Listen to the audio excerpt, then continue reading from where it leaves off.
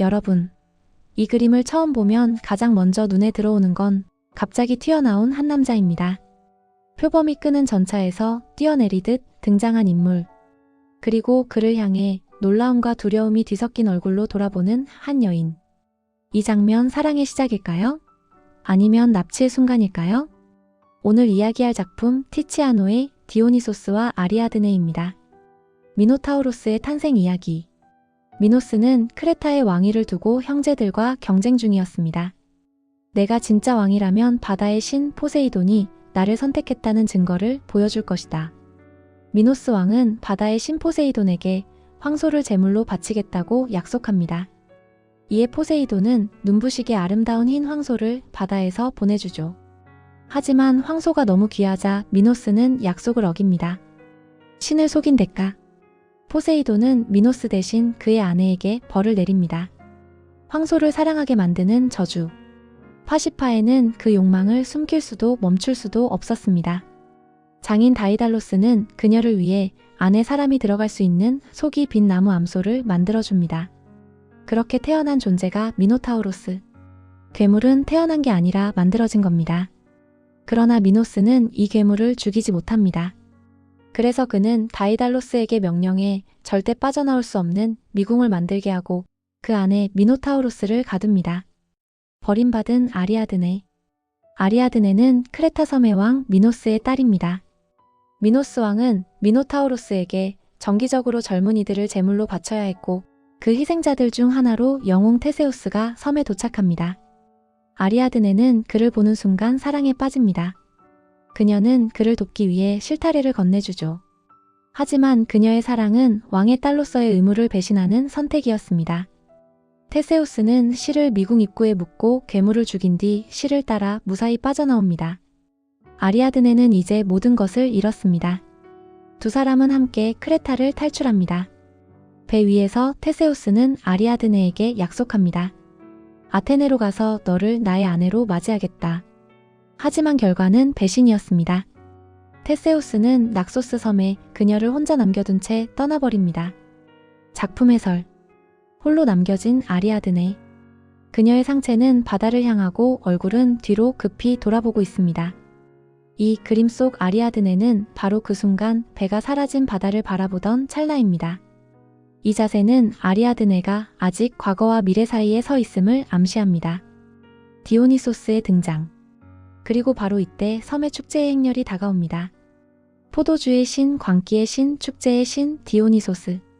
그가 머리에 쓰고 있는 포도덩굴과 포도잎은 디오니소스의 정체성 그 자체입니다. 특히 표범이 끄는 전차는 디오니소스의 상징 동물로 이 신은 질서를 파괴하는 존재입니다. 그는 울고 있는 아리아드네를 보고 한눈에 반합니다. 디오니소스를 망설임 없이 전차에서 뛰어내리는 동작으로 표현함으로써 티치아노는 사랑에 빠지는 정확한 순간을 정지화면으로 붙잡았습니다. 한 사람은 달려오고 한 사람은 도망치듯 멈춰있는 상태. 이 장면은 과거의 배신과 미래의 사랑이 충돌하는 순간입니다.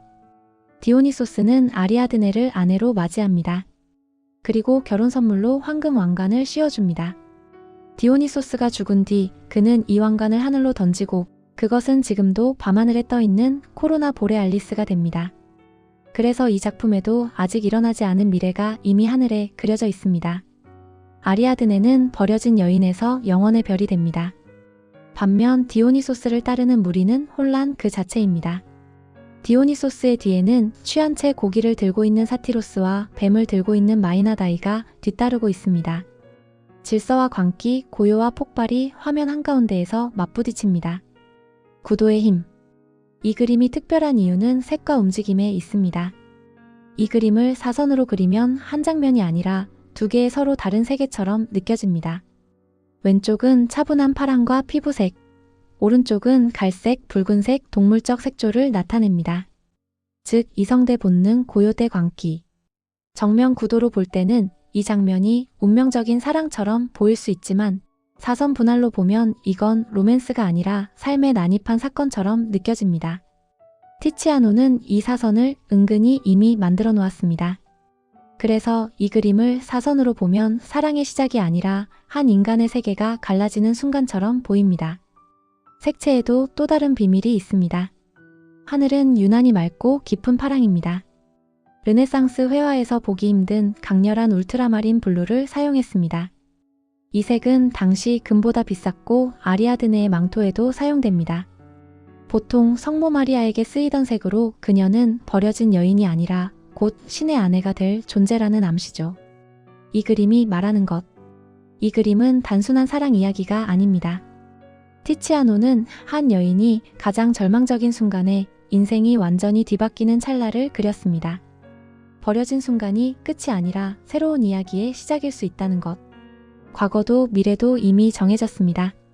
오직 아리아드네만 그 사실을 모를 뿐이죠. 그래서 이 그림은 지금도 우리에게 묻습니다. 당신은 언제 인생이 이미 바뀌어 있었다는 걸 알아차렸나요?